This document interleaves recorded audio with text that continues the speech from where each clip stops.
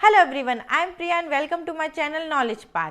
आज के इस वीडियो में हम इंडिया के one of longest and lengthiest case के बारे में डिस्कस करेंगे, जो कि है आधार केस। आधार इंडिया का नेशनल आइडेंटिटी प्रोजेक्ट है। इसमें भारतीय निवासियों का बायोमेट्रिक डेटा जैसे fingerprint scan, iris scan, facial scan collect करके एक 12 डिजिट का यूनिक आइडेंटिफिकेशन नंबर दिया जाता है। इस प्रोजेक्ट के लिए एक एजेंसी UIDAI बनाई गई। अब इस पूरे प्रोजेक्ट का मकसद था पब्लिक सर्विस डिलीवरी को अधिक एफिशिएंट बनाना और करप्शन को खत्म करना।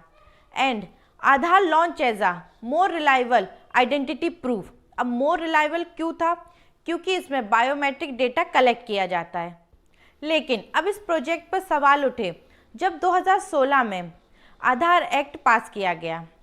आधार एक्ट 2016 में यह बात कही गई कि अगर आप कोई गवर्नमेंट स्कीम जैसे LPG subsidy, mid day meal, मनरेगा जैसी स्कीम का इस्तेमाल करना चाहते हैं तो आपके पास आधार का होना मैंडेटरी अर्थात अनिवार्य है। और वहीं इनकम टैक्स एक्ट में संशोधन करते हुए यह बात कही गई कि इनकम टैक्स फाइल करने के लिए और पैन कार्ड के लिए भी आधार का होना अनिवार्य है। तो अब ये मोर रिलायबल आइडेंटिटी प्रूफ से मैंडेटरी कार्ड बन गया। अब आधार एक्ट 2016 पर एक विवाद इस एक्ट के पास होने के तरीके पर भी था। आधार बिल को पार्लियामेंट में as a money bill pass कराया गया और मनी बिल को पास कराने के लिए केवल लोकसभा की ज़रूरत पड़ती है, राज्यसभा की नहीं। मतलब कि मनी बिल को लोकसभा में पास कराकर राष्ट्रपति के पास भेज दिया जाता है और सेम ऐसा ही इस बिल के साथ किया गया। इसे लोकसभा में पास कराकर राष्ट्रपति को भेज दिया गया। तो इस पर सवाल ये उठा कि इसे एज अ मनी बिल क्यों पास कराया गया। अब इसमें और भी इश्यूज आए। यह जो आधार के ज़रिए इंफॉर्मेशन कलेक्ट की जा रही थी, इस पर बात उठी राइट टू प्राइवेसी और डेटा सिक्योरिटी की। मतलब यह जो डेटा बायोमेट्रिक डेटा कलेक्ट किया गया, क्या यह आम जनता के राइट टू प्राइवेसी मीन्स एकांतता के अधिकार का उल्लंघन नहीं करता क्या? और वहीं यह जो डाटा कलेक्ट हुआ तो इसके लिए कौन सुनिश्चित करेगा कि भविष्य में इसका मिसयूज नहीं होगा? अब कुछ ऐसी बातें सामने आई जिससे डेटा की सिक्योरिटी पर सवाल उठे। 2017 में एयरटेल कंपनी से पता चला कि उन्होंने जो एयरटेल पेमेंट बैंक में अकाउंट ओपन किए वह कस्टमर से इंफॉर्मेशन लिए बगैर KYC का इस्तेमाल करके ओपन किए।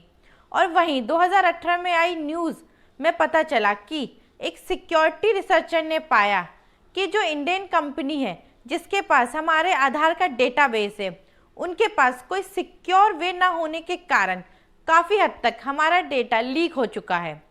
तो इससे यह बात साबित हुई कि हमारा डेटा सिक्योर नहीं है।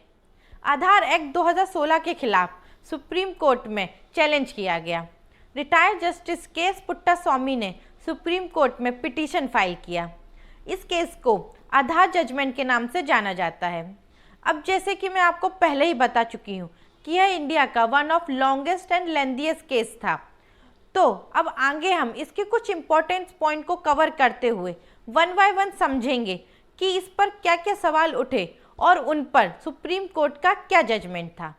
अब सबसे पहला सवाल आया कि आधार के ज़रिए यह जो डेटा स्टोर किया जा रहा है यह प्रोटेक्टेड है कि नहीं, इसकी सिक्योरिटी का क्या?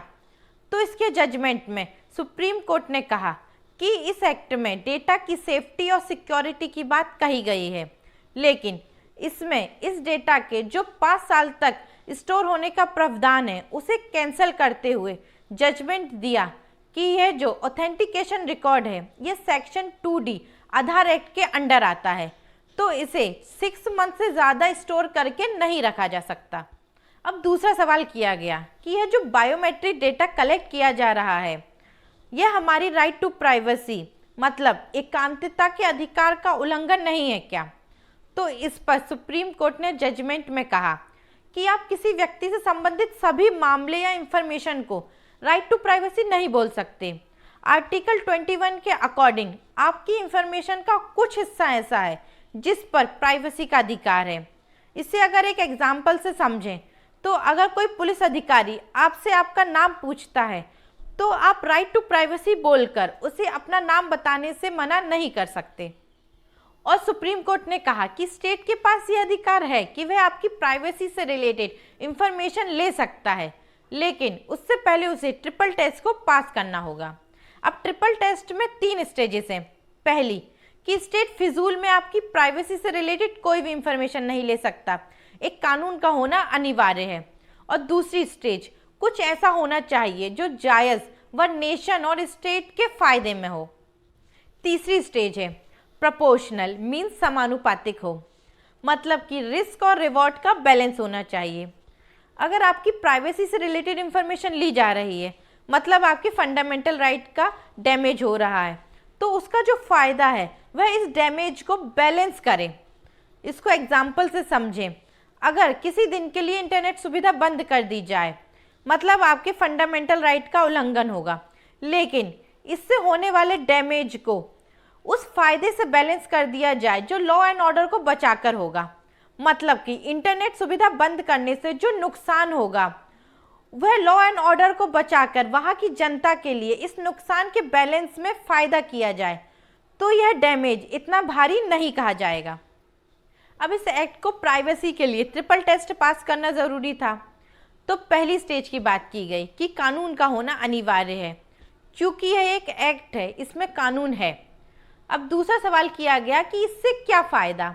तो सरकार ने कहा कि आधार एक्ट होने से हम वहाँ पर सरकारी योजनाओं का फ़ायदा पहुँचा पाएंगे जहाँ पर इसकी ज़रूरत है, जिस पर सुप्रीम कोर्ट ने कहा कि अगर यही एडवांटेज है तो यह प्राइवेसी के अधिकार का उल्लंघन होने के नुकसान को बैलेंस करता है। मतलब कि अगर हम थोड़ा सा प्राइवेसी का नुकसान कर लोगों को रहना, खाना और रोजगार पहुंचा पा रहे हैं, तो यह प्रोपोर्शनल है। सुप्रीम कोर्ट ने कहा कि माना कि प्राइवेसी का नुकसान है, लेकिन इसका फायदा इस नुकसान को बैलेंस करता है, इसलिए यह एक्ट ट्रिपल टेस्ट को पास करता है। अब तीसरा क्वेश्चन किया गया कि इसे अनिवार्य क्यों किया गया। तो इसके जजमेंट में सुप्रीम कोर्ट ने कहा कि अगर हम किसी इंडिविजुअल की आइडेंटिटी को पक्का नहीं करेंगे तो प्रोग्राम का सक्सेसफुली इम्प्लीमेंटेशन नहीं हो सकता। तो जिनको सरकारी योजनाओं की ज़रूरत नहीं है, जिन्हें सब्सिडी नहीं देना, वहाँ पहुँच जाती है, और जिनको इसकी ज़रूरत है वहाँ नहीं पहुँच पाती। अब बात आई कि इसे एज अ मनी बिल क्यों पास कराया गया। तो इस पर सुप्रीम कोर्ट ने कहा, सरकार ने इस पर तर्क दिया है कि इसका उद्देश्य सरकारी पैसों को सब्सिडी के रूप में ज़रूरतमंद लोगों तक पहुंचाना है।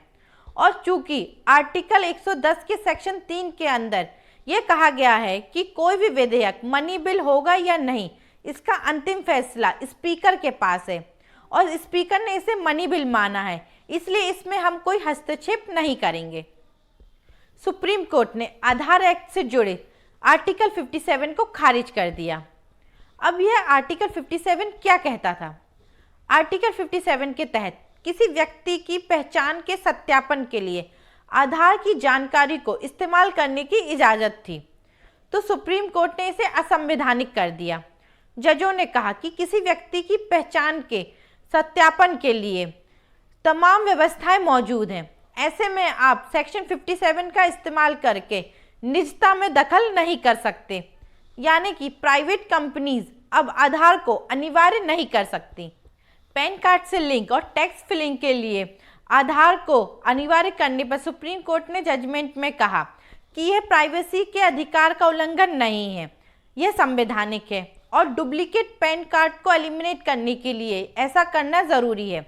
लेकिन वहीं सुप्रीम कोर्ट ने बैंक अकाउंट से आधार को अनिवार्य तौर पर लिंक करने को असंवैधानिक कहा। अब हम क्विकली पॉइंट टू पॉइंट देखेंगे कि किधर आधार अनिवार्य है और किधर नहीं। सबसे पहले CBSE, NEET, UGC, JEE exam के लिए अनिवार्य नहीं है अगर ये सेक्शन 7 के बाहर आते हैं। तो सेक्शन 7 क्या कहता है कि अगर कोई व्यक्ति सरकारी योजना का इस्तेमाल करने की कामना रखता है तो उसके लिए आधार अनिवार्य है।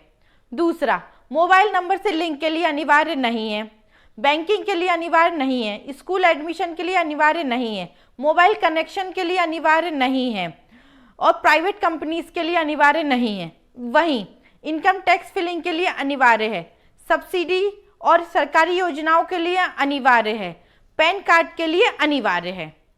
अगर आपको ये वीडियो इन्फॉर्मेटिव लगा हो तो वीडियो को लाइक एंड शेयर करें तथा चैनल को सब्सक्राइब करना ना भूलें।